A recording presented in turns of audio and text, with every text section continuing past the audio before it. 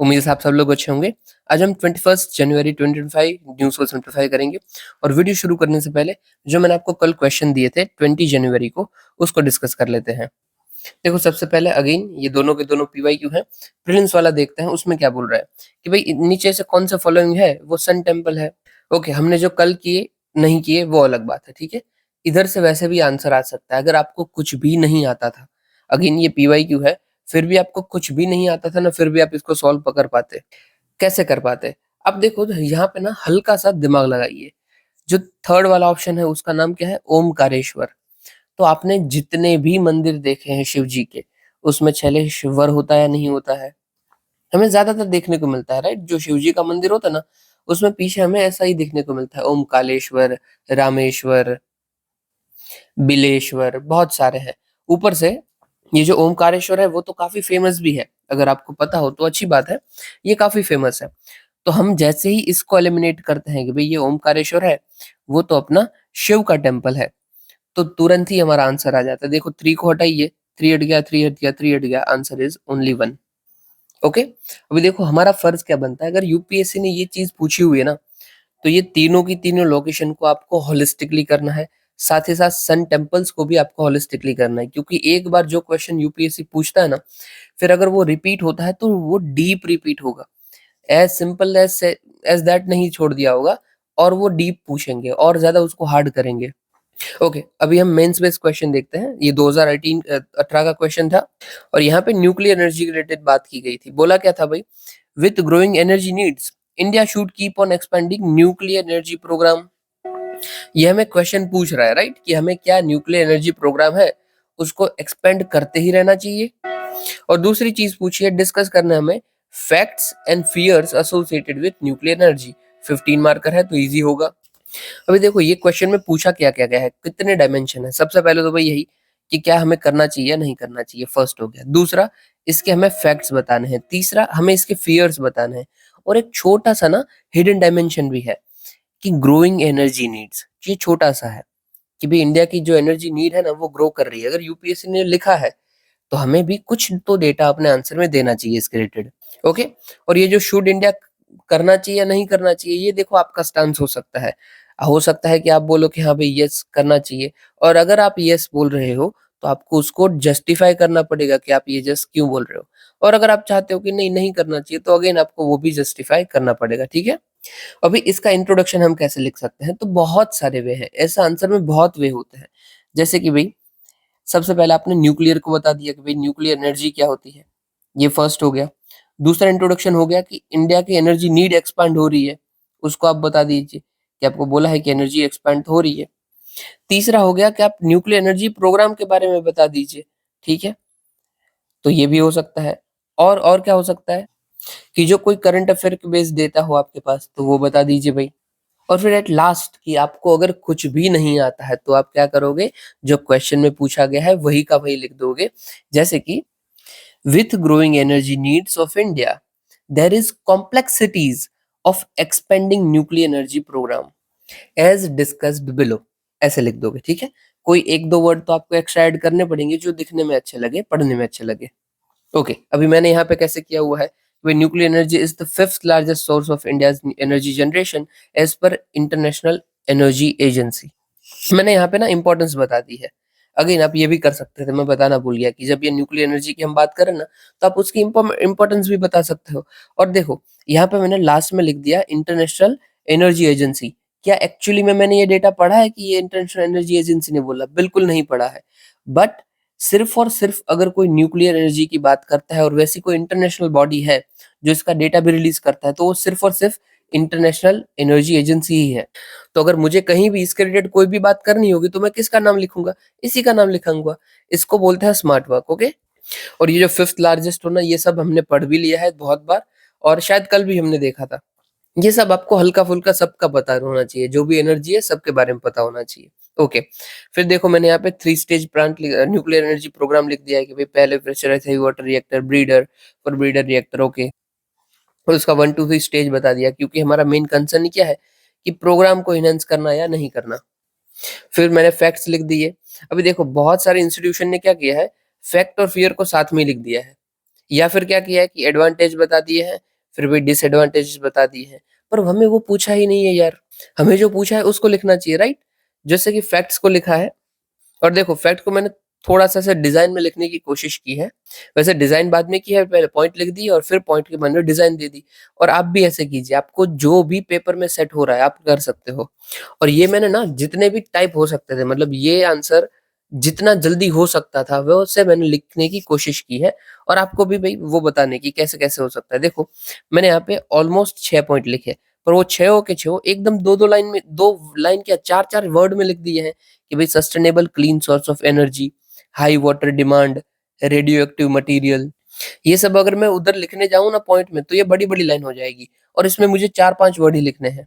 और फिर भी देखो, आपको दिखने में अच्छा दिख रहा है ना कि हाँ भाई, कुछ डायग्राम के थ्रू आपको बताने की कोशिश की है। तो बस इधर उसी के ही फैक्ट लिख दिए और यहाँ पे कुछ-कुछ चीज़ें मैं इम्पोर्टेंट लिखी है, जैसे कि उसकी टाइप लिख दी मैंने कि स्मॉल, मीडियम, लार्ज कौन-सा होता है। फिर इंटरनेशनल एग्रीमेंट जैसे कि एनपीटी और एनएसजी, न्यूक्लियर सप्लाई ग्रुप और न्यूक्लियर प्रोलिफरेशन ट्रीटी। ओके? तो ये एक चीज़ हो गई। फिर मुझे फ़ियर्स पूछे हुए थे, तो इधर मैं लिखूँगा डिसएडवांटेज भी आप बोल सकते हो, या फिर हमारे मन में क्या डर है कि क्यों भई न्यूक्लियर नहीं करना चाहिए। तो भई सबसे बड़ा डर है हिस्टोरिकल ब्लैक इवेंट्स, मतलब कि बुरे इवेंट, जैसे कि चेरनोबिल डिज़ास्टर हो गया था। चेरनोबिल कहाँ पे है? तो यूक्रेन में है। और यहाँ पे भई न्यूक्लियर पावर में न्यूक्लियर जो पावर प्लांट था, वहाँ पे हमें बड़ा-सा डिज़ास्टर देखने को, अभी इसके रिलेटेड ना एक मूवी भी आई हुई है। टाइम मिले तो आप देख सकते हो। चेरनोबिल नेटफ्लिक्स में मूवी है, आपको पूरा पता चल जाएगा। फिर भई दूसरा है डुअल यूज़ का दिक्कत, कि हो सकता है कि कोई कंट्री बोले तो ऐसा कि हम न्यूक्लियर एनर्जी बनाने के लिए इन्वेस्टमेंट कर रहे हैं और फिर हमें पता चले कि भई ये तो वेपन बना रहे थे, तो न्यूक्लियर वेपन। फिर जहाँ पे न्यूक्लियर ना हम यूजुअली यूज़ करते हैं, उधर एरिया में हमें हेल्थ इम्पैक्ट्स बहुत देखने को मिलता है। जैसे कि मैंने आपको पहले भी बोला था कि जादूगोड़ा विलेज झारखंड के अंदर देख लीजिए। इसका ना यूट्यूब पे एक वीडियो है, कोई झारखंड के ही यूट्यूबर हैं, उन्होंने अपलोड किया हुआ है। आपको पता चलेगा कि भई यूसीआईएल है हमारी, ठीक है? यूरेनियम कॉर्पोरेशन इंडिया लिमिटेड, वो उधर काम करती है और उधर यूरेनियम के काम की वजह से उधर के विलेज के लोगों में हेल्थ के इम्पैक्ट क्या-क्या पड़ रहे हैं। बहुत सारे जो लोग हैं उधर उस विलेज के अंदर, वो भी पैरालाइज़्ड बॉर्न हो रहे हैं, या फिर पर्सन विद डिसेबिलिटीज़ आ रही है उन्हें, सॉरी, पर्सन डिसेबिलिटीज़ क्या, मतलब उनको डिसेबिलिटीज़ आ जा रही है। और ये सब हमें एक्चुअली में देखने को मिल रहा है। गवर्नमेंट के पास बहुत से भाई इनके केसेस भी जा रहे हैं, बट काम नहीं हो रहा है, ठीक है? ऐसे सब केस, ये होती है ना केस स्टडी, इसको आप केस स्टडी बोलते हो कि भई ऐसा हुआ है और ये आपको यूज़ भी करना है, ठीक है? और एट लास्ट वाटर का कंटामिनेशन भी हमें देखने को मिलता है। ओके, अभी देखो ये भी मैंने अगेन डायग्राम में ही लिखा है। इससे क्या होता है, वर्ड हमारे बचते हैं। ओके, अभी मैंने बताया कि भई क्या इंडिया को इंक्रीज़ करना चाहिए या नहीं करना चाहिए। अभी देखो, मेरे यहाँ पे छोटी-सी गलती है। ये जो यहाँ पे प्रोग्राम वाली चीज़ है ना, ये मुझे यहाँ पे लिखनी चाहिए थी, कि मैं जब प्रोग्राम की बात करूँ तब मैं यहाँ पे प्रोग्राम लिखूँ और फिर बताऊँ येस और नो। तो जो आंसर होता ना, उसमें एक कोहेरेंस आ जाता, उसमें पढ़ने में मज़ा आता। यहाँ पे मैंने लिख दिया, ये कोई कोहेरेंस है ही नहीं, यहाँ पे पहले भाई न्यूक्लियर प्रोग्राम आ गया, फिर मैंने फैक्ट और फियर बता दिए और फिर मैं अभी बात कर रहा हूँ कि न्यूक्लियर प्रोग्राम करना चाहिए या नहीं करना चाहिए। तो ये कोहेरेंस नहीं है, ये कायदे से यहाँ पे नीचे होना चाहिए था। ओके, और दूसरा गलती कौन-सा है, आपने शायद आइडेंटिफाई भी नहीं किया। ये है एनर्जी नीड्स के बारे में, मैंने यहाँ पे लिखा ही नहीं कि कैसे इंडिया की एनर्जी नीड बढ़ रही है। एटलीस्ट 2 लाइन भी लिख देता ना, तो वो भी मोर देन इनफ होता। बट वो लिखने की ज़रूरत थी, ठीक है? अभी मैं खुद का आंसर पढ़ रहा हूँ तो मुझे पता चल रहा है कि हाँ भाई, ये मैंने मिस कर दिया है। ओके, तो भाई करना चाहिए या नहीं करना चाहिए? तो भाई सबसे पहले येस करना चाहिए, क्योंकि फॉसिल फ्यूल के ऊपर से हमारी डिपेंडेंसी हट जाएगी और हम आत्मनिर्भर भारत की ओर बढ़ जाएँगे। इसका अगेन नो में क्या लिखा कि भाई कोई ऐसा नहीं होने वाला है। क्यों? क्योंकि हम यूरेनियम भी इम्पोर्ट करते हैं, उसके ऊपर डिपेंडेंट है और हमारे पास उसके रिसोर्स नहीं है। फिर ये कैटलाइज़ करेगा हमें नेट ज़ीरो एमिशन को मीट करने में, जो हमने टारगेट रखा है बाय 2070। फिर उसी का मैंने भई उल्टा लिख दिया कि भई नहीं-नहीं, ऐसा होता रहेगा, बट ये बर्डन पुट करेगा एनवायरनमेंट के ऊपर। मतलब देखो, ये मेरी एनवायरनमेंट की बात थी ना, ये नेट ज़ीरो किसके लिए है? एनवायरनमेंट के लिए है, और उसका भई हमने उल्टा क्या लिखा? एनवायरनमेंट का ही लिखा कि भई एनवायरनमेंट को बर्डन करेगा। ये मेरा क्या था मेन मतलब, कि इम्पोर्ट हमारा कम हो जाएगा और फॉसिल फ्यूल की डिपेंडेंसी कम हो जाएगी, और यहाँ पे मैंने क्या लिखा? डिपेंडेंसी कम नहीं होने वाली है। मतलब सेम ही पॉइंट को मैंने एकदम अपोज़िट कर दिया, और यही उधर सीखना है। कि जो एग्ज़ामिनर होगा ना, वो जो ये पढ़ेगा ना, उसको अच्छा लगेगा कि हाँ भाई, बंदे ने इम्पोर्ट के बारे में लिखा, अगेन इसको ही इम्पोर्ट का ही काउंटर किया। तो येस और नो आपका इक्विलिब्रियम में बन रहा है। ओके, फिर आगे के पॉइंट कौन से हैं कि भाई मोस्ट क्लीन एनर्जी है ये, second most after hydro power. अच्छी बात है, बट उसको सेटअप करने में ह्यूज इनिशियल कॉस्ट लगती है, सेम उसका उल्टा। अभी ना यहाँ पे मैं लिख सकता था सस्टेनेबल डेवलपमेंट गोल 7, जो कि क्लीन एनर्जी की बात करता है, क्योंकि मैंने यहाँ पे क्लीन एनर्जी के बारे में बोला तो एसडीजी 7 जा सकता था। इवन मैं पूरा ना लिखूं और सिर्फ एसडीजी 7 लिख दूं तो भी चलेगा, बट हो सके तब तक पूरा लिखना है। और फोर्थ पॉइंट है भाई स्टेडी एंड कांस्टेंट एनर्जी है, और यहाँ पे उसी का उल्टा लिख दिया कि भाई स्टेडी भले ही हो बट डिजास्टर कभी भी हो सकता है, कभी भी बैंड बजा दे, जैसे कि फुकुशिमा न्यूक्लियर डिजास्टर हुआ था जापान के अंदर। ठीक है, यहाँ पे जापान मुझे लिखना चाहिए था। ओके, और एट लास्ट कंक्लूड कर दिया कि भाई यस, अभी देखो ये मैंने स्टांस लिया कि हाँ भाई करना चाहिए क्योंकि अच्छा है। क्या फायदा मिलेगा? डाइवर्सिफाई कर पाएंगे हम अपनी एनर्जी नीड्स को by increasing nuclear programme, but with principle of sustainability and efficiency. अभी ये ना हल्का सा कंक्लूजन बड़ा है, ये ना मैं इधर तक खत्म कर देता ना ये 4 लाइन तक तो ठीक रहता। अभी आप बोलोगे 4-5 वर्ड में क्या हो रहा है, कुछ भी फर्क नहीं पड़ रहा है, बस दिखने में अगर वो 5 लाइन का लग रहा है तो वो खराब है। मुझे वो कम से ज्यादा 4 लाइन तक ही रखना चाहिए, वो इनफ होता है। बाकी हो जाए तो कुछ फर्क नहीं पड़ता है, ठीक है, 4 का आप 6 भी लिख दोगे कुछ फर्क नहीं पड़ता है, अच्छा होना चाहिए बस। ओके, आप दूसरा क्या कंक्लूजन लिख सकते थे अगर आपको दिक्कत आ रही है तो, और आप समराइज कर दे सकते थे कि thus India should make balance between both with efficiency and sustainability of nuclear energy program. या फिर आप लिख सकते थे कि भाई nuclear energy is blessing in disguise, कि मतलब अच्छी बात तो है, ये आशीर्वाद समान है बट अभिशाप समान भी है, क्योंकि दोनों है, फायदे भी है नुकसान भी है। या फिर आप लिख सकते थे डबल एज कॉइन, या फिर आप लिख सकते थे डबल एज कॉइन क्या, डबल साइडेड कॉइन। ठीक है, या फिर लिखो डबल एज स्वॉर्ड। ऐसे सब पॉइंट यूज करोगे तो अच्छा लगेगा, क्योंकि दोनों बाजू हमें दिख रही है ना, अच्छी भी है और बुरी भी है। इन शॉर्ट इस आंसर में हमारा कंक्लूजन क्या निकलेगा समझने वाला, कि क्या क्या हमें सीखना है। देखो ये जो मैंने प्रोग्राम ऐसे ऐसे लिखे हैं ये आपको सीखना है, फिर ये डायग्राम बनाना आपको सीखना है, फिर इवन ये जो डिफरेंस है ये भी सीखना है। ये ना आपने कहीं पे देखा भी नहीं होगा, क्योंकि ये सिर्फ मैं ही यूज करता हूँ और मैंने ही इसको बनाया है, कि जो आप डिफरेंस लिखो ना, ये डिफरेंस में लोग क्या करते हैं यहाँ पे लिखते हैं ऐसे 1, यहाँ पे 1, ऐसा मत करो, बीचों बीच लिखो 1 और दोनों बाजू पॉइंट दे दो, ये बहुत अच्छा लगता है। आपको देखो दिखने में ही अच्छा लग रहा है, कुछ यूनिक भी लगता है कि हाँ भाई इनोवेशन थोड़ा सा है।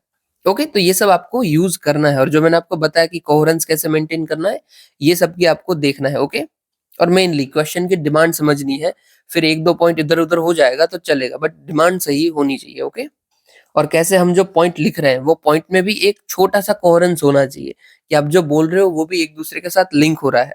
और कैसे आपको अपने मोटिव्स भी यूज करने हैं, मतलब इंडिया के मोटिव, जैसे मैं यहाँ पे फॉसिल फ्यूल को कम करने को बोला तो साथ में आत्मनिर्भर भारत लिख दिया, और ये सब आपको आता है बट आपको यूज करना होता है। फिर मैं बोला कि भाई नेट जीरो में काम आ जाएगा, क्योंकि ये हमारा क्या है, पंचामृत है। और यहाँ पे एक्चुअली मैं लिख सकता था, ये नेट जीरो लिखा साइड में मैं लिख सकता था पंचामृत। ठीक है, फिर ये क्लीन एनर्जी की बात की तो एसडीजी हमने लिख दिया, डिजास्टर की बात की तो फुकुशिमा लिख दिया। तो जो जो चीजें आपको पता है उसको यूज करना है। ओके, चलिए अभी हम अपना आज की न्यूज देखते हैं। आज की न्यूज में देखो ऐसे तो कुछ खास नहीं है, बट मैपिंग इंपॉर्टेंट है। और मैंने क्या किया है कि जैसे हमारा मैसेज आया था कि भाई सर पीटी करवा दीजिए, तो आज की न्यूज से जो जो पीटी में कवर हो सकता था वो मैंने इधर ले लिया है, स्पेशली लिया है अपना इकोनॉमिक्स का पॉइंट्स। चलिए सबसे पहले मैप देख लेते हैं, ये जो पहली न्यूज है उसी का देख लेते हैं। चीज क्या बोली गई थी कि भाई इंडिया के 6 ब्रॉड प्रिंसिपल्स हमने बताए हैं occur with European Union related to trade and investment. Okay, क्या क्या भाई प्रिंसिपल्स है, तो भाई कॉमन वैल्यूज है हमारे डेमोक्रेसीज की, लॉ, रूल ऑफ लॉ और इंडिपेंडेंस ऑफ जुडिशरी है, फिर कॉमर्शियलिटी मीनिंगफुल है, फेयर इक्विटेबल ट्रेड एजेंडा है, बेस्ट प्रैक्टिसेस फॉलो होती है, जैसे कि आपको जो वर्ड यूज करना है, achieve zero defect and zero effect production capability. ये जो मोदी जी हैं अपने, ठीक है, उन्होंने भी ये लाइन दी थी कि भाई zero effect and zero defect. तो ये सब वर्ड यूज करना। अभी देखो यही लाइन हम ना अपने आंसर में भी इधर यूज कर सकते थे, कि जैसे कि कंक्लूजन अगर मुझे देना है तो मैं बोल सकता था कि thus India should use nuclear energy with principle of zero defect and zero effect. ये कंक्लूजन हमारा बन जाता, बस इतना ही लिखना था। तो ऐसे सब वर्ड्स आपको याद रखने हैं, ऐसे सब इनिशिएटिव याद रखने हैं, वो काम आएगा।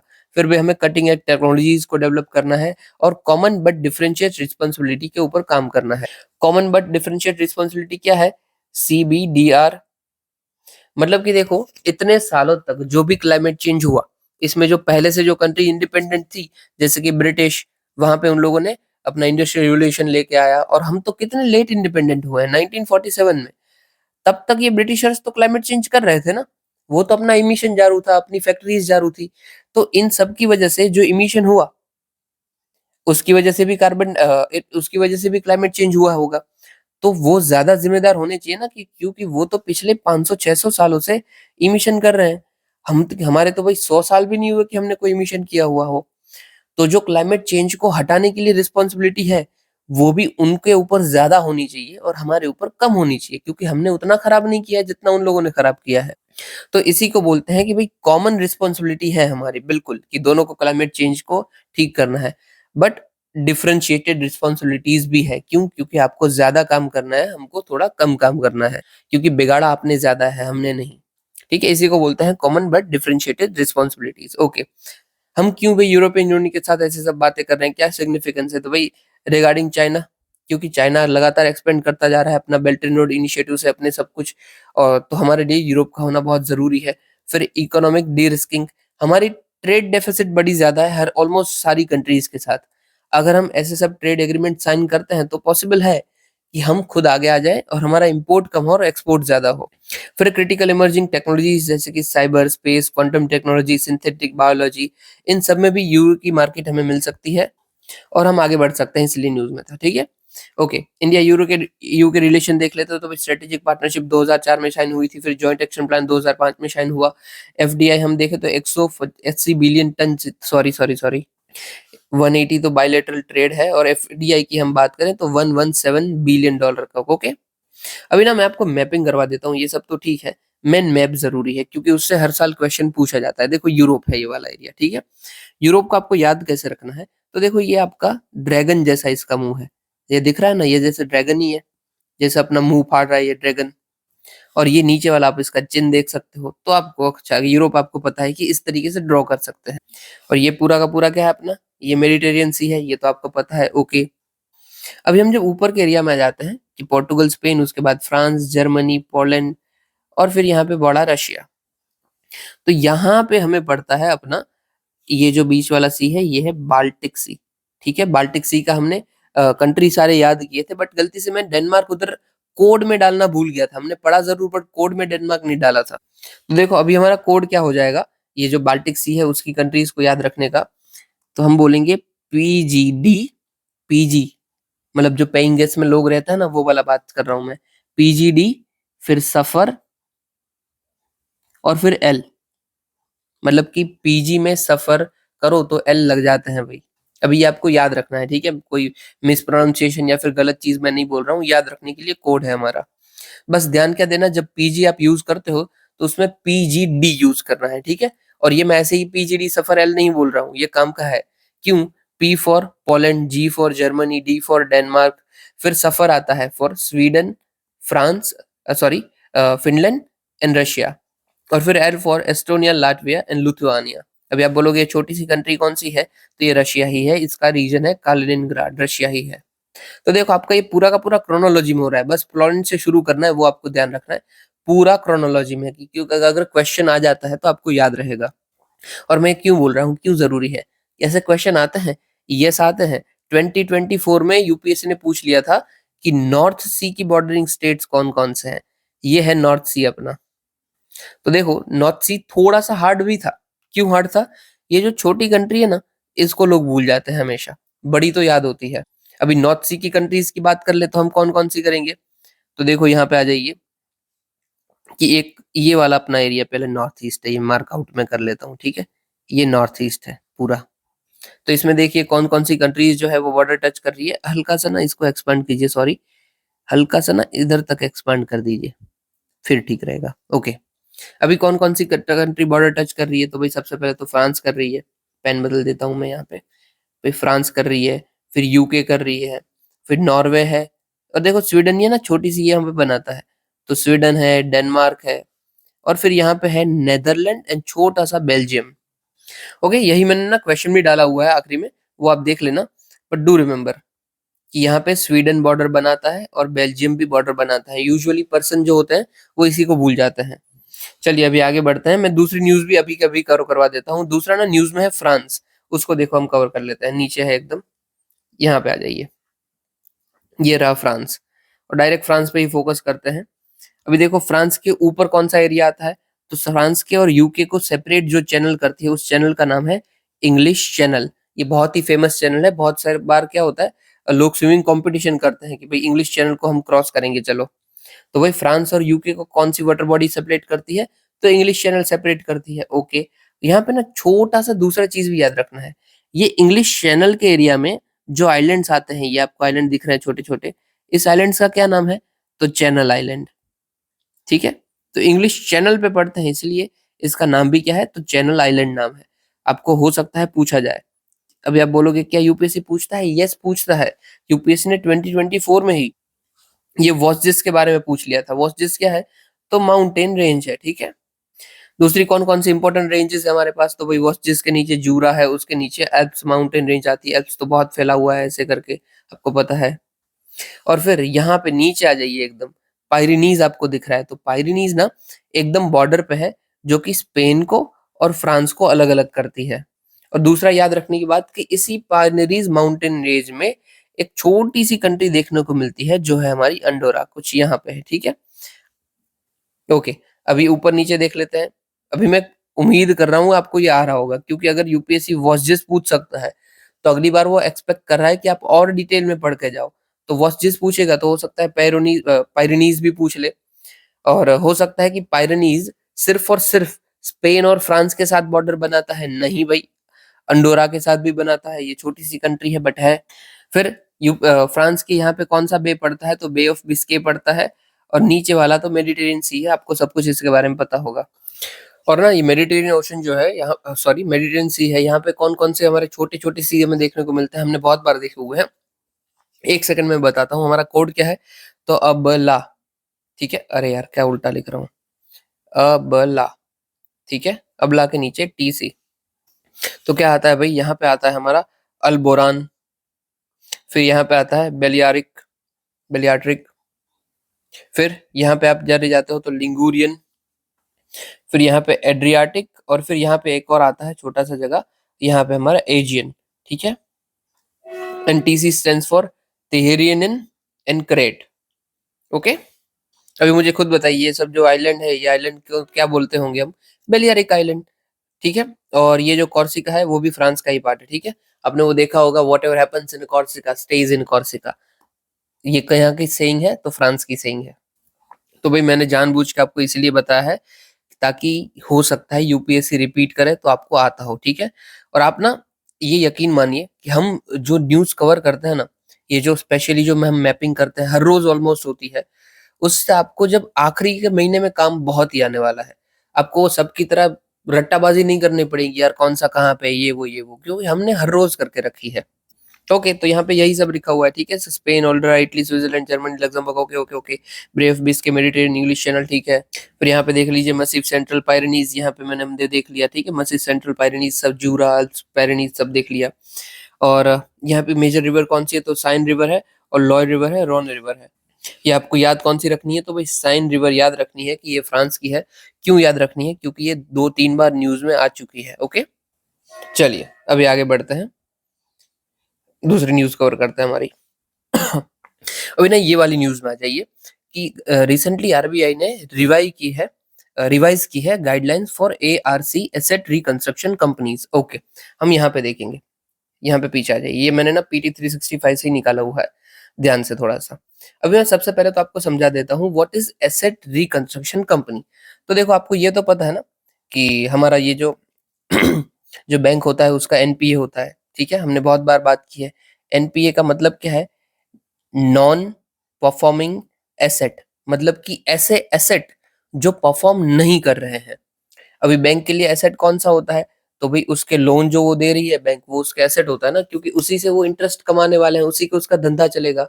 अभी यही एसेट से इंटरेस्ट ना मिल रहा हो, मतलब पैसा नहीं आ रहा है, तो उसका एसेट वो परफॉर्म नहीं कर रहा है, तो उसका मतलब क्या है, वो एनपीए है, नॉन परफॉर्मिंग एसेट है। अभी समझ लीजिए ये तो बैंक के लिए नुकसान है, राइट। अभी एग्जांपल लीजिए कि एबीसी बैंक है, और बैंक ने 100 करोड़ की मुझे लोन दी हुई थी। ठीक है, और मैं अभी नहीं चुका रहा हूँ भाई, मैं हो गया हूँ बैंकरप्ट, मेरे पास पैसा ही नहीं है, मैं नहीं चुका पा रहा हूँ। तो इसमें एबीसी बैंक है, उसका तो घाटा हो गया, उसके तो 100 करोड़ गए हैं भाई। तो इसी घाटे को ठीक करने के लिए फिर आती है एआरसी, एसेट रिकंस्ट्रक्शन कंपनी। तो देखो ये इसका नाम क्या है, एसेट। यहाँ पे क्या था, एसेट।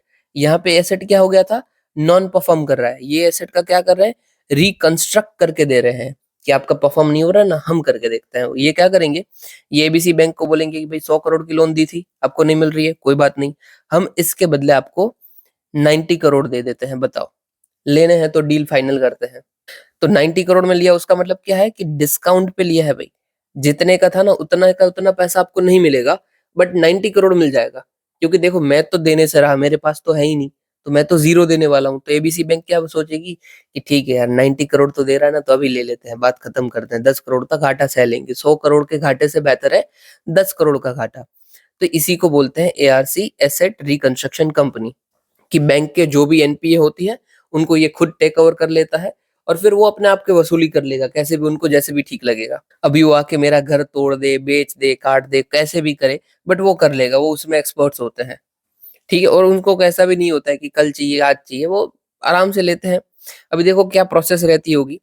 सबसे पहले तो एक एसेट को इक्विजिशन करेंगे कि हाँ भाई लाओ, मुझे दे दो इनके कागजात बागजात एक्सेट्रा। फिर सिक्योरिटी रिसिप्ट देंगे। सिक्योरिटी रिसिप्ट क्या, हमारी ये बात हुई थी ना कि 90 करोड़, तो क्या शुरुआत से ही 90 करोड़ दे दे, नहीं नहीं बिल्कुल नहीं। वो क्या करेंगे, बोलेंगे कि एक काम करो, हमारा 90 का कॉन्ट्रैक्ट तो डन है, हम अभी आपको 40 करोड़ दे देते हैं, और बाकी के हम आपको सिक्योरिटी देते हैं, आपको कागजात देते हैं, सिक्योरिटी रिसिप्ट, एसआर, कि जब हम वसूली कंप्लीट कर लेंगे हमारी, तब आपको बाकी के 50 करोड़ दे देंगे। और इसका आपका भाई हमारी गारंटी क्या है, तो हमारी ये एसआर गारंटी है, सिक्योरिटी रिसिप्ट हम आपको इशू कर रहे हैं, ये गारंटी है। आप जब भी ये लेके आओगे, तब उसके बदले हम आपको 50 करोड़ दे देंगे, जितने भी की वो सिक्योरिटी रिसिप्ट हो। Got it. तो एक बार में पेमेंट नहीं कर रहे हैं, बट ये एक बार में हम आपको थोड़ा सा पेमेंट करके सिक्योरिटी रिसिप्ट देते हैं। इन फ्यूचर आप उसको एक्सचेंज करके पैसे ले लेना। और फिर इतना ही नहीं है, ये डिस्काउंट पे तो लिए ही लिए, ऊपर से एनुअल सॉरी मैनेजमेंट की फीस भी लेते हैं कि भाई 1.5 to 2% जितना मेरा चार्ज लगेगा, ये वो भी खाते हैं। ठीक है, इससे चलते एआरसी चलती है, वरना तो वो भी बंद हो जाए। अभी आप बोलोगे यार एसआरसी रिस्क तो बढ़ा ले रही है, एसआरसी क्या, एआरसी रिस्क तो बढ़ा ले रही है, राइट। तो अगर रिस्क बढ़ा है, तो उसको संभालने के लिए भी कुछ तो अमाउंट साइड में मुझे रखना पड़ेगा ना। यस, रखना पड़ेगा। तो इसीलिए आरबीआई बोलती है कि आपका जितना भी टोटल पैसा पड़ा हुआ हो, उसका आपको 15% कैपिटल एडिक्वेसी रेशियो में रखना है। ये कैपिटल एडिक्वेसी रेशियो हम कहाँ पे देखते हैं, हम देखते हैं बैंक के अंदर, कि बैंक के जितने भी रिस्क एसेट होते हैं, मतलब एनपीए नहीं हुए हैं, बट सिर्फ रिस्क में है कि भाई ये एसेट कभी भी रिस्क एनपीए हो सकता है, तो वैसे एसेट का जितना भी वैल्यू हो, उसको हम साइड में रखते हैं, उसको बोलते हैं कैपिटल एडिक्वेसी रेशियो। अभी वो परसेंटेज होता है कि समझ लीजिए बैंक के 10 करोड़ के एसेट थे, वो रिस्की थे कि कभी भी एनपीए हो सकते हैं। तो आरबीआई क्या बोलती है कि उस 10% का कुछ आप ना 12% जितना साइड में रख लीजिए, कि अगर ये एनपी हो जाता है, तो आपके पास उसके बचाने के लिए कुछ पैसा पड़ा हुआ हो। ओके। तो वैसे ही सेम टू सेम आरबीआई बोलती है अपना एसेट रिकंस्ट्रक्शन कंपनी को, क्योंकि आप तो भाई बहुत रिस्की काम कर रहे हो, तो आपके पास थोड़ा सा अमाउंट पीछे चाहिए ही चाहिए।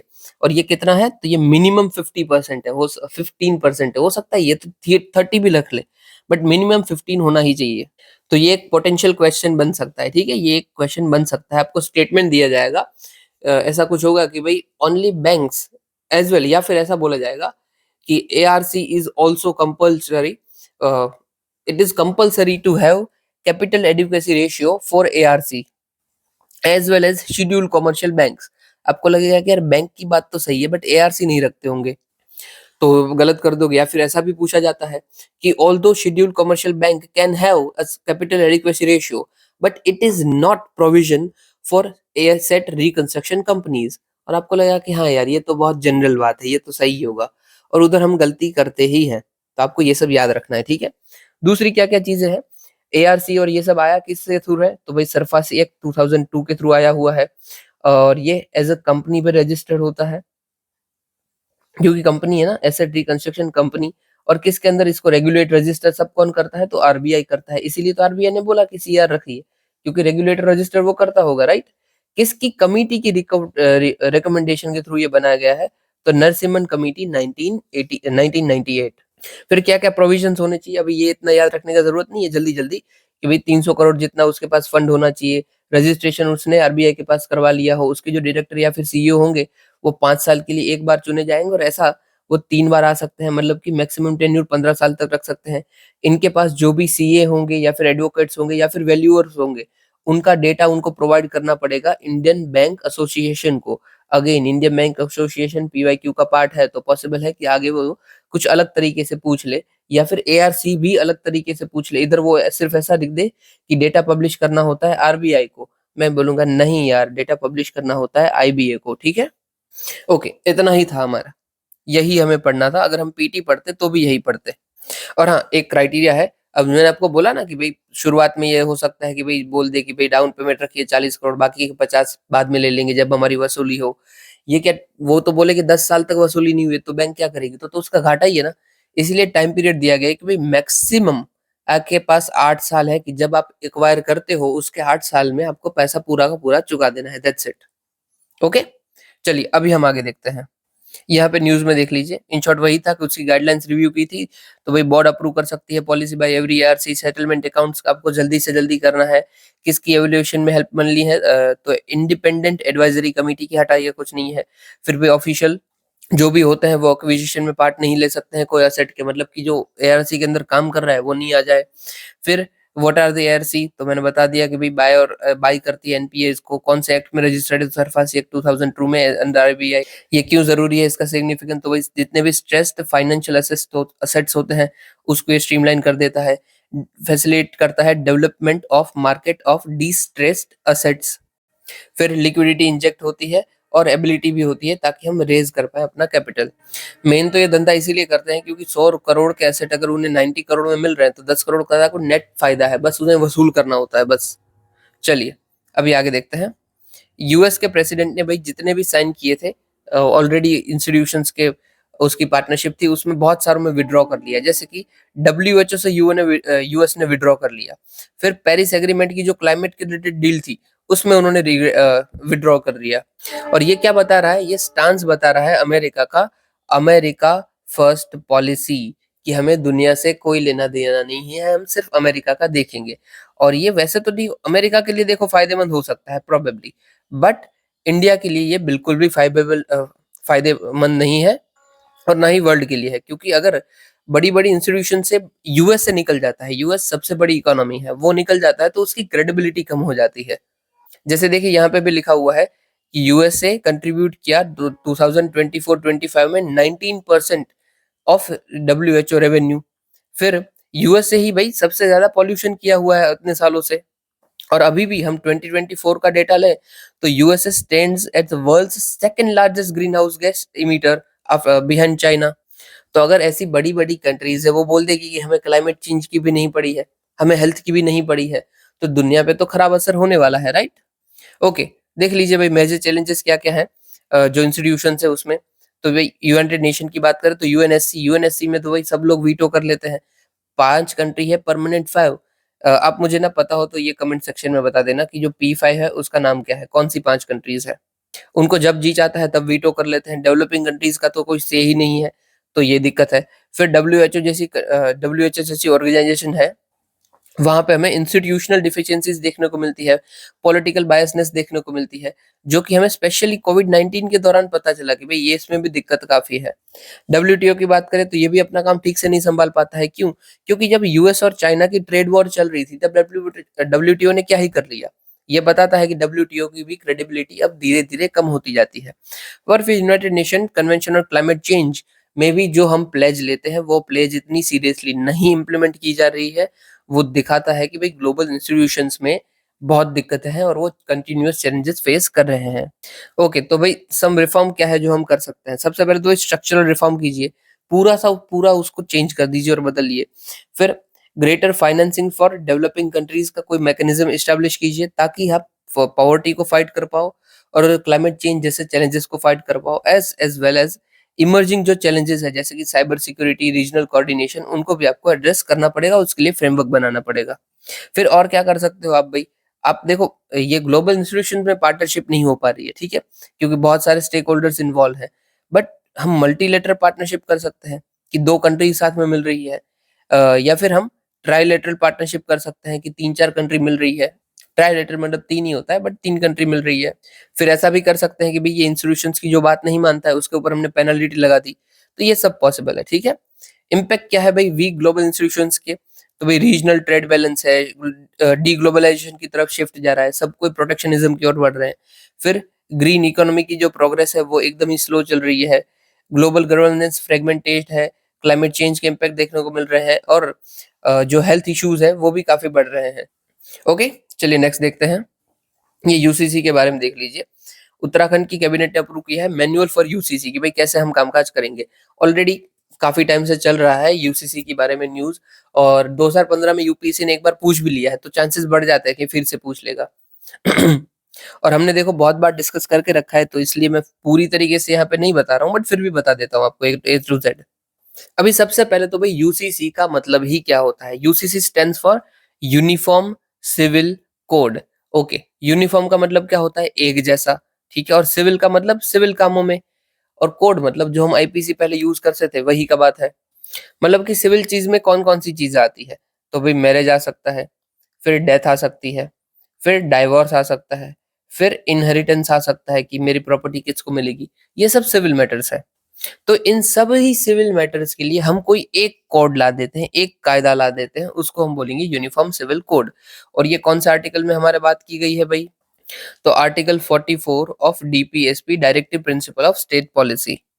अगर आपको यूसीसी के ऊपर क्वेश्चन पूछा जाता है ना, तो ये पोटेंशियल इंट्रोडक्शन आपका बन सकता है। मेनली देखो इसमें क्या होगा कि ये रिलीजन, रेस, जेंडर, कास्ट किसी में भी कोई डिफरेंस नहीं करेंगे, और हमारा marriage, divorce, adoption, inheritance, succession जितने भी राइट्स हैं वो सबके लिए सेम होंगे। मतलब कि मैं हिंदू हूँ, ठीक है, मेरे जो राइट्स होते हैं वो थोड़े से अलग होते हैं when it compares to marriage के राइट, ठीक है। और कोई मुस्लिम शख्स है तो उसके जो मैरिज के राइट हैं वो अलग होते हैं। बट यहाँ पे यूसीसी क्या बोल रहा है कि दोनों के राइट को हम एक कर देंगे, मतलब दोनों में सिमिलरिटीज आ जाए। अभी ये देखो, अच्छा भी हो सकता है और बुरा भी हो सकता है। कैसे? अच्छी की हम बात करते हैं तो कोई भी बुरे लॉ है, जैसे कि ट्रिपल तलाक वाली बात है कि भाई मुस्लिम में है कि बंदा बोल देता है कि भाई तलाक तलाक तलाक, तो उनका तलाक हो जाता है। ये फिर कोर्ट ने नल कर दिया था कि भाई ऐसा नहीं चलेगा। बट समझ लीजिए ऐसे अगर दूसरे भी कोई रीजन है तो वो ठीक हो जाएगा कि भाई इक्वलिटी आ जाएगी, वुमन का थोड़ा पार्टिसिपेशन बढ़ जाएगा हमारे सिविल सोसाइटी के अंदर। बट गलत क्या है, सेंटिमेंट्स गलत है कि जो पर्सन है उनको लग सकता है कि भाई मेरे साथ भेदभाव हो रहा है, मेरे साथ बुरा किया जा रहा है, मेरे जो रिलीजियस राइट्स है उसका वायोलेशन हो रहा है। बट डू रिमेम्बर, यहाँ पे हमें सबसे बड़ी इंपॉर्टेंट बात क्या याद रखनी है, ये मैं हमारे लिए बता रहा हूँ। हम ऑलरेडी एक ही आईपीसी के अंदर रह रहे हैं, मतलब कि बीएनएस। मैं मर्डर करूंगा सेम सजा है, कोई मुस्लिम मर्डर करेगा सेम सजा है। तो फिर सिविल एक्ट क्यों एक नहीं हो सकते हैं? अगर क्रिमिनल जैसे डेंजर को हमने एक करके रखा है, तो सिविल को तो कर ही सकते हैं। और कौन मना कर रहा है कि हमें अपनी प्रैक्टिस फॉलो नहीं करनी है? सब फॉलो कर सकते हैं। बस उसका जो रजिस्ट्रेशन होता है, जो गवर्नमेंट की सारी कायदे कानून होते हैं, वो सिविल एक होंगे सबके लिए। बाकी आप घर में आप फॉलो कीजिए, कोई दिक्कत नहीं है। आप जो रस्म रिवाज फॉलो कर रहे हैं करिए, कोई दिक्कत नहीं है। ये मैं इसीलिए बता रहा हूँ क्योंकि बहुत सारे मेरे व्यूअर्स हैं जो मुस्लिम भी है। उनको पता चलना चाहिए कि जो हमारा कोड आ रहा है उसमें क्या अच्छा है और क्या बुरा है। कोई बायसनेस नहीं होनी चाहिए। और देखो मैं भी आपको बता देता हूँ, हम यहाँ पे पढ़ेंगे भी, ठीक है। सबसे पहले तो ऑलरेडी कहाँ पे यूनिफॉर्म सिविल कोड चल रहा है, तो पोर्टुगीज के अंदर चल रहा है 1867 से। सॉरी, पोर्टुगीज क्या, पोर्टुगीज सिविल कोड चल रहा है गोवा के अंदर 1867 से। तो ये हमें एग्जाम्पल देखने को मिलता है कि भाई गोवा में क्रिश्चियंस भी है, मुस्लिम्स भी है, हिंदूज भी है, पारसीज भी है, और ये सब ऑलरेडी एक सिविल कोड के अंदर रह रहे हैं। मतलब कि कोई खास तो दिक्कत नहीं होनी सकती है। और फिर उत्तराखंड ने इम्प्लीमेंट भी कर दिया है और इसका मैन्युअल अभी रिलीज किया है कि भाई कैसे हम काम करेंगे वो। ओके, अभी नीड क्यों है, क्यों आपको लगता है कि ये करना चाहिए, तो भाई जेंडर इक्वलिटी, वुमन के ऊपर डिस्क्रिमिनेशन बहुत जगह होते हैं, वो रुक जाएगा। फिर सोशल कोहेजन हमें देखने को मिलेगा। रिलीजियस एथनिक डाइवर्सिटीज है उनके अंदर एक डिविजन्स जो होते हैं वो हम ठीक कर देंगे। फिर जो हमारी सोसाइटीज है वो सुपरस्टिशियस से बाहर आ जाएगी, क्योंकि बहुत सारी जो हमारी कम्युनिटीज है वहां पे अभी भी हमें बहुत अंधश्रद्धा देखने को मिलती है, सुपरस्टिशंस देखने को मिलते हैं। उसको हम ठीक कर पाएंगे। जैसे कि फॉर एग्जांपल अभी ना मुझे वो कास्ट याद नहीं आ रही है, बट वो कम्युनिटी में ऐसा होता है कि आपको कुछ भी हो जाए, वुमन को कोई भी प्रॉपर्टी में राइट नहीं दिया जाता है, मतलब जीरो। अगर ये सिविल कोड हम ला देते हैं तो उनको भी राइट मिल जाएगा। मुस्लिम कम्युनिटी नहीं, कोई हिंदू की ही कोई कम्युनिटी है पर्टिकुलर, बट उसमें कायदे से लिखा हुआ है कि वो राइट कभी भी नहीं मिल सकता है। तो ऐसे सब फायदे हो जाएंगे, ठीक है। चैलेंजेस क्या क्या है, तो भाई आर्टिकल 25 यहाँ पे बोला गया है कि रिलीजियस फ्रीडम है, आपको जैसे चाहो वैसे रह सकते हो। दूसरा, फिफ्थ और सिक्स शेड्यूल में बताया गया ट्राइबल्स, ट्राइबल का तो सब कुछ अलग होता है, उनका तो कस्टम ही अलग है, उनको आप सिविल के अंदर कैसे ला पाओगे भाई। फिर बहुत सारे रिलीजियस लीडर्स है, वो भी अपोज करते हैं कि भाई यूनिफॉर्मिटी की कोई जरूरत ही नहीं है, इतने सालों से अगर हम अलग अलग रह के भी ठीक से चल रहे हैं तो फिर क्या दिक्कत है, क्यों सिविल कोड आपको एक करना है सबके लिए, कोई जरूरत नहीं है। ऊपर से जो हमारा 22nd या 21st हमारा लॉ कमीशन था, उन्होंने भी बोला था कि यूसीसी की न तो हमें कोई नीड है और ना ही यूसीसी डिजायरेबल है, ये सही नहीं है। तो आप इसको अपनी आर्ग्यूमेंट में यूज करोगे, ठीक है। सिर्फ इतना कंफर्म कर लेना, ये 22nd था या 21st था वो मुझे याद नहीं है, बस लॉ कमीशन था, आप वो याद रखना, ठीक है। ये नंबर याद कर लेना। और कंक्लूजन में क्या बोला है, हटाइए बकवास है कि भाई सेकुलर कोड है, नीड टू रिवाइज हमें करना चाहिए ताकि हमारी जो प्रिंसिपल्स है कॉन्स्टिट्यूशन के, इक्वालिटी, जस्टिस, इंक्लूसिविटी, वो अपहोल्ड हो जाएंगे। और इवन आई वुड सजेस्ट कि आपको अगर इंटरव्यू में भी बोला जाता है ना कि करना चाहिए या नहीं करना चाहिए यूसीसी, तो आप बोलोगे हाँ करना चाहिए। क्यों बता रहा हूँ, क्योंकि कॉन्स्टिट्यूशन में बोला गया है कि करो, आर्टिकल 24 में बोला गया है करो, हमारे सोशल जस्टिस इंक्लूसिविटी के प्रिंसिपल में बोला गया है करो। ऊपर से जो यूसीसी है उसमें तकलीफ की जगह हमें ज्यादा पॉजिटिव चीजें देखने को मिल रही है। तो एज अ आप अगर इंटरव्यू में बैठे हो तो इंटरव्यूअर चाहता है कि आप जो स्टैंस लो वो गवर्नमेंट का स्टैंस लो, क्योंकि वो जो सामने बैठा है वो भी गवर्नमेंट का एम्प्लॉय है और आपको जिधर जाना है वो भी गवर्नमेंट की जॉब में जाना है। तो जो गवर्नमेंट कर रही है उसके आप सपोर्टर होने चाहिए, अपोजर नहीं, डू रिमेम्बर इट। अभी सुप्रीम कोर्ट ने क्या बोला है, सुप्रीम कोर्ट ने मेजरली 3 जजमेंट दी है। सबसे पहला जजमेंट है शाहबानो बेगम का जजमेंट, वहां पे बोला कि हमें भाई पर्सनल लॉज जिसमें भी है उसमें यूनिफॉर्मिटी की जरूरत है, मतलब एक करने की जरूरत है। मतलब कि इन्होंने यूसीसी को सपोर्ट किया कि भाई यूसीसी लेकर आइए। फिर श्रद्धा मुदगल का केस है, अगेन उन्होंने बोला कि रिफॉर्म करने की जरूरत है पर्सनल लॉज को और यूसीसी की जरूरत है, अगेन उन्होंने सपोर्ट किया। और last most recent Shayara Bano judgement है, उन्होंने भी सेम बोला, जो ट्रिपल तलाक की बातों था उनको अनकॉन्स्टिट्यूशनल किया और बोला कि भाई यूसीसी हमें जल्द से जल्द इंप्लीमेंट करना चाहिए। और फिर इवन जो लेटेस्ट लॉ कमीशन की भी रिपोर्ट है ना, यहाँ पे मैंने पुराना लॉ कमीशन बताया था लास्ट ईयर वाला, मतलब लास्ट ईयर जो है उसने अच्छा बोला था, उसके भी लास्ट ईयर आया उसने बोला था कि डिजायरेबल और नीड नहीं है। बट जो लेटेस्ट लॉ कमीशन की रिपोर्ट आई उन्होंने भी बोला कि भाई यूसीसी हमें इम्प्लीमेंट करना चाहिए, ये अच्छा है। ओके, ओके चलिए अभी बाजू में देखते हैं। यहाँ पे देख लीजिए, टेकर्स नॉट मेकर्स, यहाँ पे बोला गया है जो पैसे वाले हैं, ठीक है, वो कुछ बना नहीं रहे, ऊपर से पैसा हड़प रहे हैं सबके पास से। क्यों बोला गया है, तो भाई ऑक्सफैम की रिपोर्ट आई है, ठीक है। देखो याद रखना, कभी भी इनइक्वलिटी के ऊपर कोई भी क्वेश्चन आता है तो आप ऑक्सफैम को कोट करोगे ही करोगे। ओके, ऑक्सफैम की रिपोर्ट ने क्या बोला है कि भाई रिचेस्ट 1% जितनी जो पॉपुलेशन है उनके पास 95% जितनी ग्लोबल पॉपुलेशन की वेल्थ है। मतलब 95% लोगों के पास जितनी वेल्थ नहीं ना, उतनी वेल्थ सिर्फ 1% के पास है। और ये लाइन आप ये रट्टा मार लो, हर जगह पे आपको यूज करनी है, 1% holds more than 95% of wealth. Okay, और ऐसा बोला जा रहा है कि जो ऐसा है ना उसका रीजन, इसका reason, one of the reason colonialism है। क्यों कॉलोनिज्म है, क्योंकि बिटवीन 1765 टू 900 यूके ने ड्रेन किए थे इंडिया से 64 ट्रिलियन रुपीज। आप सोच रहे कितना बड़ा अमाउंट है।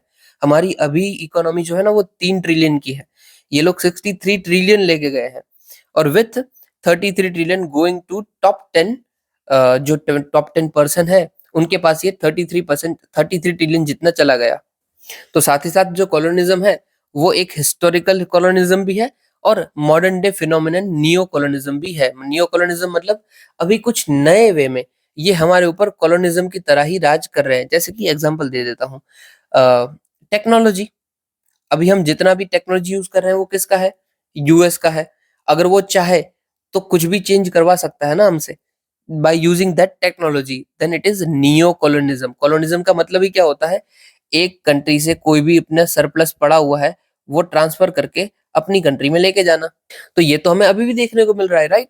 जो कोर कंट्रीज है, मतलब कि जो पावरफुल कंट्रीज है, वो पेरीफेरी की जो कंट्रीज है, मतलब कि जो छोटी मोटी कंट्रीज है, वहां से सरप्लस लेके निकल जाते हैं।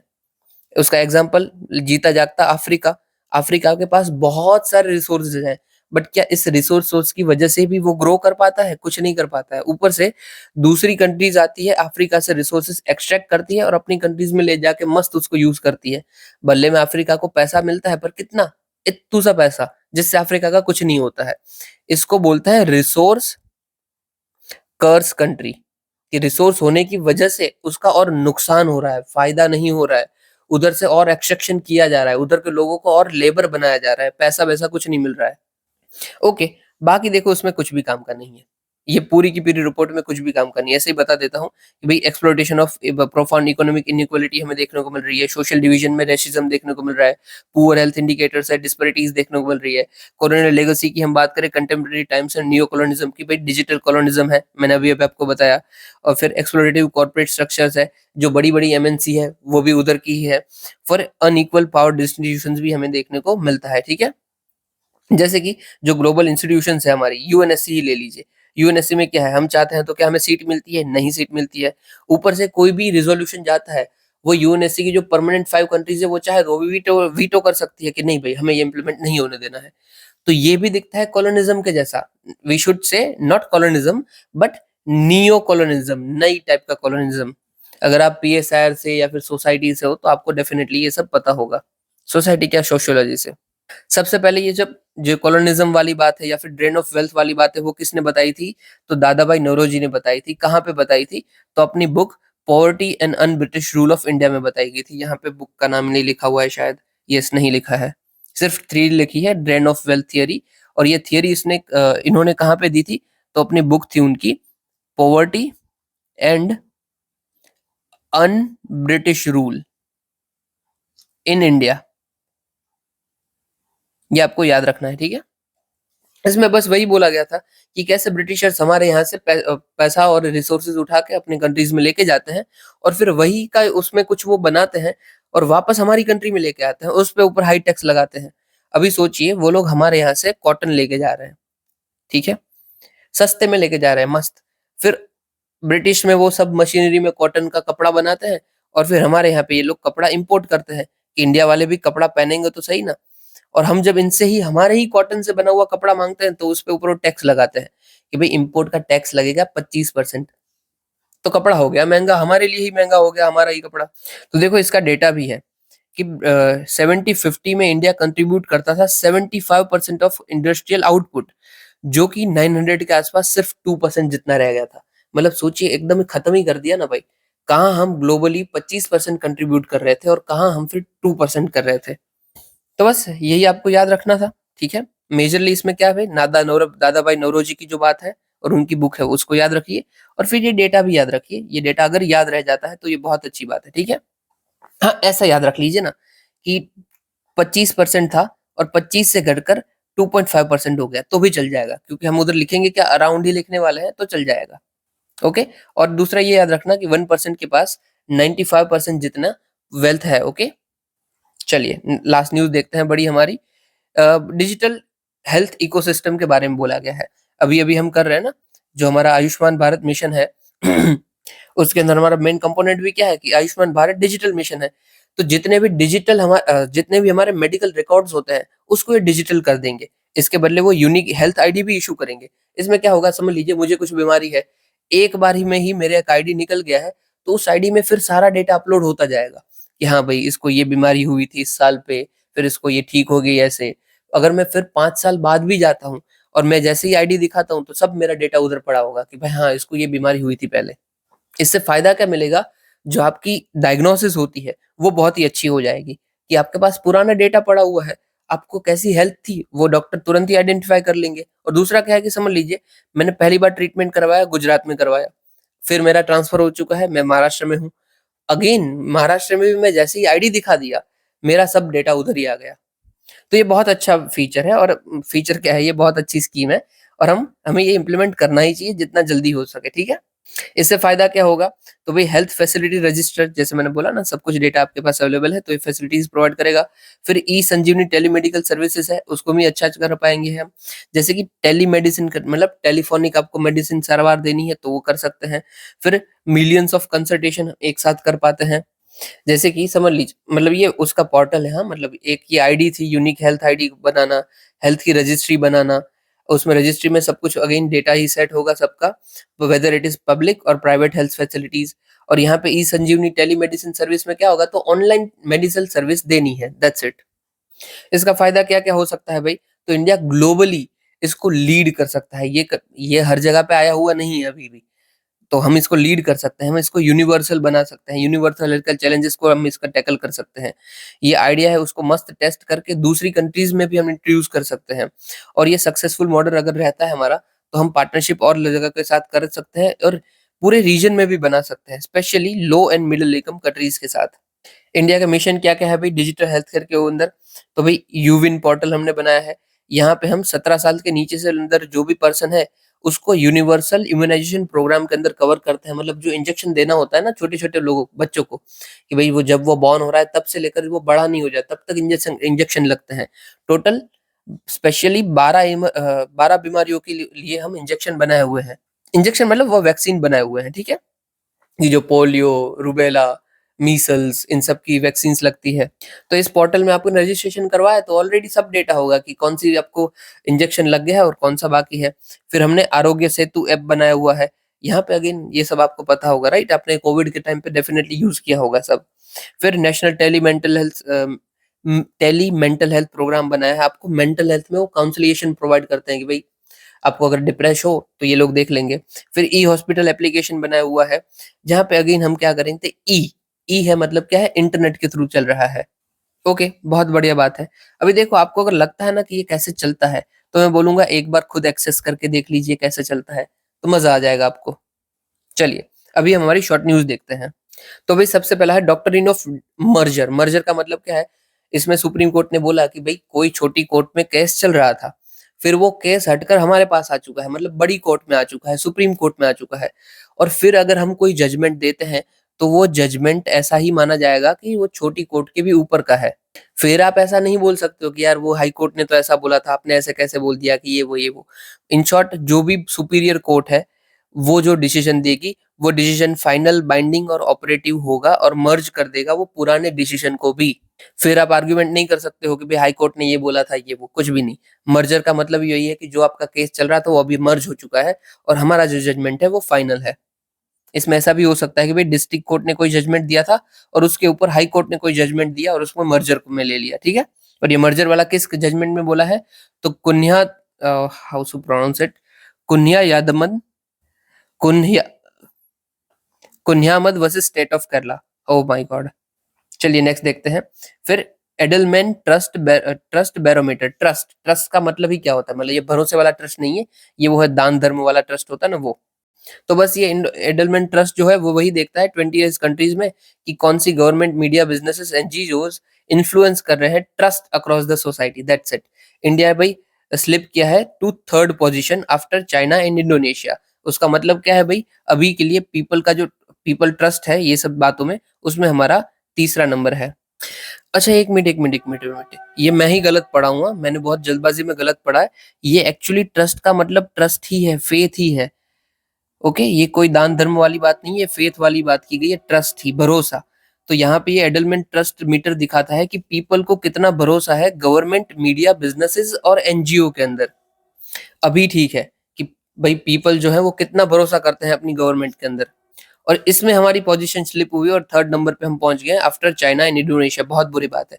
साला पीपल के चाइना की पब्लिक को चाइना के ऊपर भरोसा है उतना भी हमें नहीं है अपनी गवर्नमेंट के ऊपर। अभी इसको हमें यूज कैसे करना है, ठीक है? पहले तो मैं भाई अपनी गलती के लिए माफी चाहता हूँ, बट हमने सुधार लिया उसको टाइम लेते हुए। अभी इसको यूज कैसे करना है, तो अपना मेंस का जो आंसर है ना, गवर्नेंस का जो आंसर हो, वहां पे अगर बुराई करनी है हमें अपनी गवर्नमेंट की या फिर अपने बिजनेसेस की या फिर मीडिया की, तो आप यूज कर सकते हो कि भाई एडलमेंट ट्रस्ट बैरोमीटर शोड या फिर projects a downward trend of India's position, कि बस बुरा हुआ है, दैट्स इट। और हाँ, ये जो हमने डिजिटल वाला देखा वो कहाँ पे लिंक होता है, तो देखो डायरेक्टली 2015 में यूपीएससी ने क्वेश्चन पूछा था डिजिटल इंडिया में फार्म के ऊपर क्या प्रोडक्टिविटी और इनकम में फर्क पड़ता है, तो हो सकता है अभी पूछ ले वो हेल्थ में क्या फर्क पड़ता है। फिर वैसे ही यहाँ पे देख लो, तो भाई यूएसए ने विड्रॉ कर दिया था, तब डब्ल्यूटीओ के ऊपर क्वेश्चन था, यूसीसी के ऊपर 2015 में क्वेश्चन आया हुआ है। फिर मैं ये बताना रह गया मेरा, हाँ, चलिए ठीक है। अभी शॉर्ट न्यूज़ आगे देखते हैं। तो प्रलय मिसाइल सिस्टम, तो अगेन मिसाइल का ही सिस्टम है। ये surface to surface missile launch करता है। डीआरडीओ ने इसको बनाया था। ये देखो ऐसा दिखता है, ट्रक के ऊपर मिसाइल रख दी ने और धड़ाधड़ फायर करते रहो फिर। और दूसरा पिनाका रॉकेट सिस्टम है, ये मल्टी बैरल रॉकेट सिस्टम है। एक साथ ये 75 जितने टारगेट्स को हिट कर सकती है। और ये तो अपना जो ये अर्मेनिया है, अर्मेनिया हमसे ये बाई बाई भी किया हुआ है पिनाका। ये भी किसने बनाया है? तो डीआरडीओ ने बनाया है। दोनों ऐसे ही दिखते हैं, ठीक है। आपको ट्रक के पीछे लाग देना है और फिर ये जब जरूरत पड़े फायर कर सकते हो आप, इसलिए मोबाइल भी है। फिर है भाई स्कार टी सेल थेरेपी। तो देखो नाम में इसका मतलब है पूरा का पूरा टी सेल। टी सेल क्या होता है? तो कोई भी बीमारी आती है हमारे अंदर, तो उसको लड़ने के लिए, उसको टारगेट करने के लिए, किल करने के लिए हमारी बॉडी में होते हैं व्हाइट ब्लड सेल। ठीक है, व्हाइट ब्लड सेल उसी की एक टाइप है हमारी टी सेल। ठीक है, बी सेल होते हैं और टी सेल होते हैं। बी सेल जो होते हैं ना, वो आइडेंटिफाई करते हैं कि ये भाई बाहर का कोई ऑर्गेनिज्म हमारे अंदर आ गया है, वायरस बैक्टीरिया कुछ भी, उसको ये आइडेंटिफाई करेंगे। और टी सेल क्या करेंगे? उसको टारगेट करेंगे, उसको खत्म कर देंगे, किल करेंगे। ओके। तो कई बार जो कैंसर हमारे अंदर आ जाता है ना, तो हमारी बॉडी के जो टी सेल होते हैं वो उससे लड़ नहीं पाते हैं। तो हम क्या करेंगे इसके अंदर? हमारी ही बॉडी के टी सेल को बाहर निकालेंगे, फिर उनको थोड़ा सा मजबूत बनाएंगे, मॉडिफाई करेंगे और फिर वापस हमारी बॉडी के अंदर डाल देंगे। इससे फायदा क्या होगा? हमारे जो टी सेल होंगे वो जो कैंसर के सेल होंगे उनसे लड़ पाएंगे, दैट्स इट। और इसी थेरेपी को हम बोलते हैं car T cell therapy. Okay. तो देखो यहाँ पे लिखा है इट इज लिविंग ड्रग। हम एक्सट्रैक्ट करेंगे पेशेंट के सेल्स को, मॉडिफाई करेंगे और फिर वापस से इंट्रोड्यूस कर देंगे। और ऐसे ही नहीं करेंगे, डिफरेंट मॉडिफाई किया तो जेनेटिक इंजीनियरिंग की है और इसी तरीके से की है कि वो आगे जाके लड़ पाए उसके कैंसर के सेल से। अभी ना इसकी जो थेरेपी है इसका नाम क्या है भाई? तो नेक्स कार 19 इसकी थेरेपी का नाम है। कार्टी सेल थेरेपी है नेक्स कार 19। आपको पूछा जाए तो बस ध्यान रखना है। अभी देखो ऐसी दूसरी भी हो सकती है, मुझे ये जो याद थी वो मैंने आपको बताई है। और ये कार का मतलब ही क्या है? तो काइमेरिक एंटीजन रिसेप्टर। ठीक है। फिर है माउंट ईबू। तो भाई जो आपका पता ही है कि पैसिफिक ओशन में पूरे की पूरी जो चेन ऑफ माउंटेन है, रिंग ऑफ फायर है जो अपना, ठीक है, पैसिफिक ओशन में ring of fire. Ring of fire क्यों बोलते हैं भाई? यहाँ पे वॉल्केनोज हमें देखने को मिलते हैं लगातार। पूरी की पूरी एरिया में वॉल्केनोज है। यहाँ पे हमारा ये एशिया वाला रीजन हो गया, यहाँ पे ऑस्ट्रेलिया हो गया, यहाँ पे नॉर्थ अमेरिका हो गया और यहाँ पे साउथ अमेरिका हो गया। इस पूरे एरिया में हमें volcano volcano volcano volcano volcano देखने को मिलते हैं, एक पूरी रिंग बन जाती है। इसी को बोलते हैं रिंग ऑफ फायर। इसी के एरिया में इंडोनेशिया के बाजू में हमें देखने को मिलता है माउंट ईबू। ठीक है। इस रीजन में फ्रीक्वेंट वॉल्केनोज इरप्ट होते रहते हैं और अर्थक्वेक होते रहते हैं, दैट्स इट। न्यूज में क्यों था भाई? तो पिछले एक महीने में ये 1000 बार इरप्ट हुआ है ये वॉल्केनो, इसलिए न्यूज में था। ऐसा क्यों होता रहता है कि भाई यहाँ पे वॉल्केनो इरप्ट होते ही रहते हैं? तो भाई जो टेक्टोनिक प्लेट्स है उसमें लगातार मूवमेंट चलती रहती है। और देखो दो टेक्टोनिक प्लेट अगर आ रही है तो एक तो नीचे जाएगी जाएगी, जो अपना ज्यादा भारी होगी ना वो नीचे जाएगी, जो हल्की होगी वो ऊपर उठ जाएगी। तो जो भारी जाएगी वो नीचे क्या है? अपना मैग्मा है, पूरा आगे ही आगे। तो ये प्लेट धीरे धीरे पिघलेगी और ये धीरे धीरे पिघलेगी तो एकदम लिक्विड होगी, लिक्विड होगी लावा बन जाएगा। और ये लावा बनेगा तो कहीं तो बाहर आएगा ना, तो ये बाहर आएगा अपना वॉल्केनो के फॉर्म में और इरप्ट हो जाएगा, दैट्स इट। एकदम जल्दी से मैंने बता दिया बट सही बताया। फिर है चिंचोली वाइल्ड लाइफ सेंचुरी। कहाँ पे है? तो कर्नाटका के एरिया में है। ये first dry land wild life sanctuary है साउथ इंडिया की। यहाँ पे कर्नाटका में है तो इसीलिए यहाँ पे डेसिडियस और dry, most deciduous dry deciduous forest देखने को मिलता है। मेजर चीजें क्या उगती है? तो भाई रेड सैंडल, सैंडलवुड उगता है। और लोकल ट्राइब यहाँ पे कौन सी है? तो लाम्बानी टांडाज। और की हाइलाइट्स है इस एरिया में वाटर रिजर्वेशन के लिए हमारा चंद्रपाली डैम भी हमने बनाया हुआ है। ये न्यूज में क्यों था भाई? तो एक छोटा सा हेमलेट है, हेमलेट मतलब गांव है छोटा सा, ठीक है। इसको पूरा का पूरा हमें रिलोकेट करना है दूसरी जगह पे। ये पड़ता है अभी के लिए चिंचोली वाइल्ड लाइफ सेंचुरी में, इधर से हमें रिलोकेट करना है कहीं और पे, दैट्स इसलिए न्यूज में था। गांव का नाम क्या है? तो शेरी बिकाना हली। फिर भाई एंटिटी लॉकर है। तो गवर्नमेंट का जितना भी डेटा पड़ा हुआ है उन सब डेटा को हम एक क्लाउड में स्टोर कर देंगे। जैसे हमारा गूगल ड्राइव नहीं है, वैसे गूगल ड्राइव में स्टोर करते हैं, वैसे है कोई क्लाउड में स्टोर कर दो। और वो क्लाउड का नाम क्या है भाई? मतलब वो किसने बनाया हुआ है? क्या बनाया हुआ है? तो एंटिटी लॉकर हमने बनाया है, कि लॉकर, कि हमारे जितनी भी एंटिटीज है सबका एक जगह पे डेटा रहेगा एंटिटी लॉकर में। फायदा क्या होगा? तो जिसको जब यूज करना है करो यूज। इसमें किन किन का डेटा आ जाएगा भाई? तो लार्ज ऑर्गेनाइजेशन है, कॉर्पोरेशन है, एमएसएमई है, फिर अपना, ओके ओके इतना ही है। और ये किसका पार्ट है? तो डिजिटल पब्लिक इंफ्रास्ट्रक्चर का ये पार्ट बनेगा, डीपीआई का। फिर है भाई इंडियन बाइसन। देख रहा है आपको भैंसा है भाई ये। तो भाई पलमाऊ टाइगर रिजर्व जो झारखंड का है, वहाँ पे इनकी पॉपुलेशन को और बढ़ाने के लिए कुछ स्टडी बनाई गई है, इसलिए न्यूज़ में था। ओके, ये बहुत मैसिव होता है, स्ट्रॉन्ग होता है, सोशल एनिमल होता है, डेफिनिटली सोशल। ग्रेजिंग एनिमल है और डायर्नल है। डायर्नल मतलब कि दिन में ये घूमता है, और रात में अगर कोई घूमता है तो क्या है, नॉक्टर्नल है। और अगर कोई शाम के दौरान घूमता है तो वो है क्रेपस्क्यूलर। ठीक है, मतलब रात में एकदम अंधेरे में। और ये क्रेपस्कुलर मतलब शाम के दौरान, ना अंधेरा है और ना सुबह है, बीच वाला जो एरिया, हल्की हल्की छांव और धूप है, उसको क्रेपस्कुलर बोलेंगे। ये कहाँ पे मिलता है, तो वेस्टर्न घाट्स में हमें ज्यादातर देखने को मिलता है। और क्यों इसके ऊपर थ्रेट है, तो पोचिंग और स्कार्सिटी का थ्रेट है। इसका स्टेटस हम देख ले तो आईयूसीएन में वल्नरेबल है, वाइल्ड लाइफ प्रोटेक्शन एक्ट में शेड्यूल 1 और साइट्स में अपेंडिक्स 1 में। ओके, तो यही हमारी न्यूज़ थी, खत्म हो चुकी है। और ना छोटी-सी यहाँ पे एक ना कल की न्यूज़ में एक मिस्टेक थी।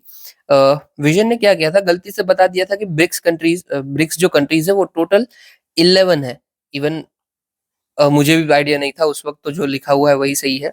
बट सऊदी अरेबिया जो है उसकी अभी तक मेंबर नहीं बनी है। 23 में उन्हें इन्विटेशन दिया गया था मेंबरशिप के लिए, बट नहीं बनी है। अभी के लिए सिर्फ हमारी 10 ही कंट्री है, ठीक है? बट ये तो चेंज होता रहता है, इसलिए इतना कुछ बड़ा वो दिक्कत नहीं है। हम जब एग्जाम देने जाएंगे तब कौन सा हो गया होगा किसे ही पता। ओके, और ये आपके आज का क्वेश्चन है, अटेम्प्ट करने की कोशिश जरूर कीजिएगा। ये दोनों के दोनों पीवाईक्यू है, 24 का है और ये 2015 का पीवाईक्यू है। बाकी नहीं होता है तो हम डेफिनेटली कल डिस्कस करने वाले हैं, और टेलीग्राम का लिंक डिस्क्रिप्शन में है, चाहो तो ज्वाइन कर सकते हो। और ना मैं सोच रहा हूँ कि पीटी तो वीडियो ना बनाऊं, बट उससे अच्छा है कि हम ना कोई सब्जेक्ट वाइज हो ना, उसके एक रैपिड रिवीजन ले लें, कि एकदम ही तेज रिवीजन रिवीजन ही सिर्फ और सिर्फ प्रीलिम्स के लिए। अगर आप एक्चुअली चाहते हो तो मुझे बताना, तो मैं मेहनत करूँ क्या। बाकी अगर देखने वाले ही कम है और किसी को खास जरूरत नहीं है तो फिर इसको वीडियो नहीं बनाते हैं। और देखो, रैपिड रिवीजन करेंगे तो किसका करेंगे, इको का करेंगे, कल्चर का करेंगे और साइंस एंड टेक का करेंगे। और हाँ, मेरे पास जो बाकी नोट्स पढ़ मतलब मॉडर्न हिस्ट्री के कुछ कुछ नोट्स हैं, कुछ क्या काफी सारे नोट्स हैं, तो उस मॉडर्न हिस्ट्री का हम कर लेंगे। फिर पॉलिटी के जो इंपॉर्टेंट चीजें होंगी उसका ही नोट्स के थ्रू कर लेंगे। इन शॉर्ट, नोट्स का यूज करते हुए दूसरे भी सब्जेक्ट्स होंगे उसका कर लेंगे। बट अगर आपको चाहिए है तो ही मुझे सिर्फ कमेंट में बता देना कि करना है या नहीं करना है। रैपिड एक्चुअली रैपिड ही होगा। मैं कोशिश करूंगा कि जो इकोनॉमिक्स है वो ज्यादा से ज्यादा हम 7 लेक्चर में खत्म कर दें। एक लेक्चर ज्यादा से ज्यादा आपका होगा 30 मिनट का, ज्यादा से ज्यादा 30 का, और हम 7 में कंप्लीट कर देंगे। वैसे ही मॉडर्न हिस्ट्री की जो इंपॉर्टेंट टॉपिक है वो भी हम 5 से 7 वीडियो में कंप्लीट कर दे। एक वीडियो अगेन 30 मिनट्स का ज्यादा से ज्यादा होगा। अगर आप चाहते हो तो मुझे बताना, हम कर लेंगे, ठीक है? चलिए ठीक है, इतना सुनने सुनने के लिए आपका शुक्रिया। जय हिंद।